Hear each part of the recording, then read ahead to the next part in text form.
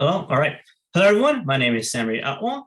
My PI for this research is Dr. Sachiko Haga Yamanaka, and let's get started. All right. So you ever walked across campus during the winter quarter, and you come across these trees that have a white blossom, and you cut a whiff, and they smell very repugnant and very smelly, and you feel disgusted by it, and you thought to yourself, this smells weird, and you talk to other students about this smell, and turns out that these students think it smells like semen, and then you're like, what? No way. Well, according to this UCR Facebook meme, you're not alone. In fact, NPR has talked about this. Hank Green of the famous Crash Course series has talked about it. This Vice article, this recent 2-month article, even the Student Voice Committee at UCR, and even the Highlander have all talked about this phenomenon. And there's one big common issue with this that is shared between all these different sources, and that is we do not know what the odor is. We do not know what's causing this smell. Shocking, right?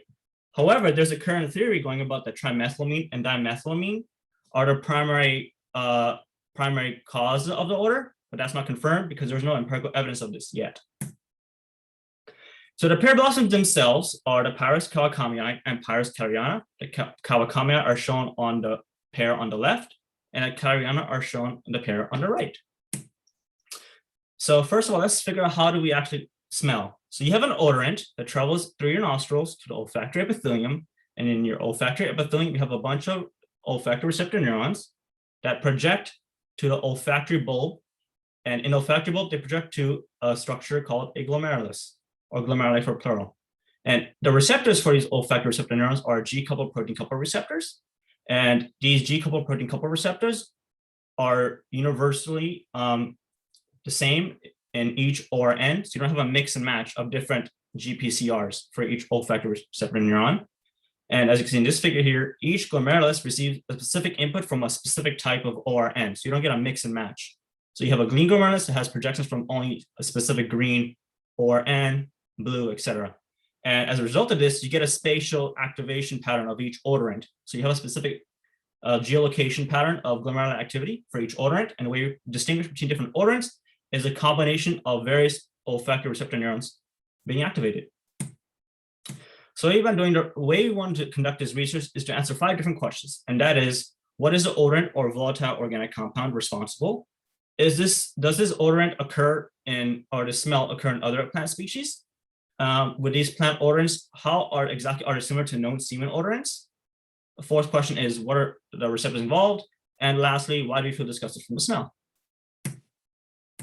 Unfortunately, there is not much research based on the exact composition of the pear blossom odorants. In fact, other Pyrus VOC analysis showed odorants from leaves, not the actual blossoms themselves or the flowers. And also trimethylamine, dimethylamine, as you can see in this table, are not reported. However, due to the nature of the extraction procedure, it may have not been observed, but not ruled out. But as you see from just a breakdown of this brief pear blossom scent, there's a bunch of different odorants in it. In other species, turns out there's 5 that also smell similar and have a semen-like smell. And what's shared between all these species is one pyrroline, is the primary culprit. And the way they figured this out was using gas chromatography and mass spectroscopy, which basically allows a researcher to analyze a smell and figure out what is it composed of and what's the percent composition of all the individual molecules that make up the smell. And one key feature to note is that one pyrroline does have a report to smell close to human semen and possibly is a vestigial pheromone. So what are the semen odorants? Turns out there's 3. It's putrescine, spermidine, and spermine. The name says it all. And turns out what's common between all these molecules is that they all share a functional group called an amine. And all 4 of these compounds are interconnected to each other chemically. In fact, putrescine can be converted to one pyrroline via oxidative deamination. Putrescine can be converted to spermidine. Spermidine can be converted to spermine, and spermine can be broken back to putrescine. So they're all interconnected to each other. So what are the receptors responsible? Turns out there are trace amine associated receptors, or TARs for short. And similar to the mechanism of glomeruli spatial activation, these TARs do the same exact thing. And turns out in mammals, we have TARs 1 through 9. However, there's a 3rd clade that is not shown that are present in teleost or ray-finned fishes. However, this figure only shows mammalian, not fishes. A key thing to note is that TAR1 is non-olfactory in its nature, but TARs 2 through 9 do play an olfactory role. And only TAR5 can only sense tertiary amines like trimethylamine. Spermidine and spermidine are sensed by TAR9. Putrescine has a possible mechanism to activate to TAR6 and TAR8, but not confirmed. How does the receptor actually work? So you have an agonist, or another word to say is odor, that binds to this trace amine associated receptor. It activates and just translocates a G alpha subunit to activate adenocyclase 3. This adenocyclase 3 produces cyclic AMP.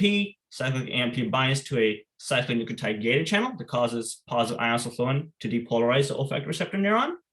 And this depolarization is amplified by calcium gated chlorine channels.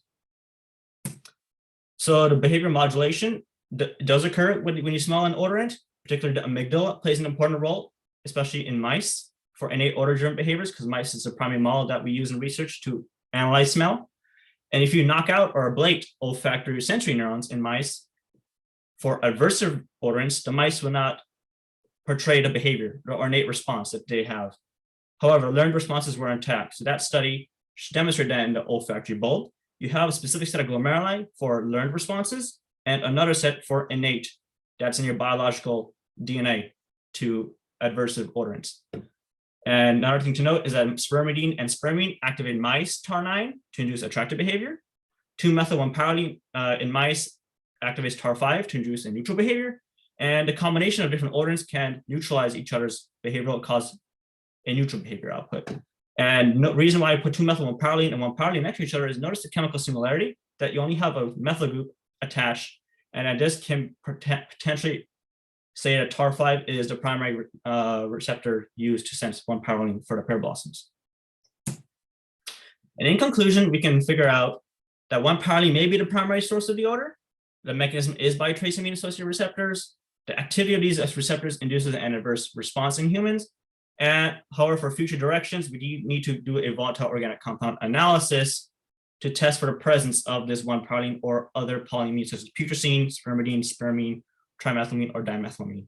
And to take it away, as Jacob stated nicely here, if we were to understand what the mechanism is behind the smell, perhaps we can do some genetic modification to make sure we have a scentless tree to make it pleasant for everyone.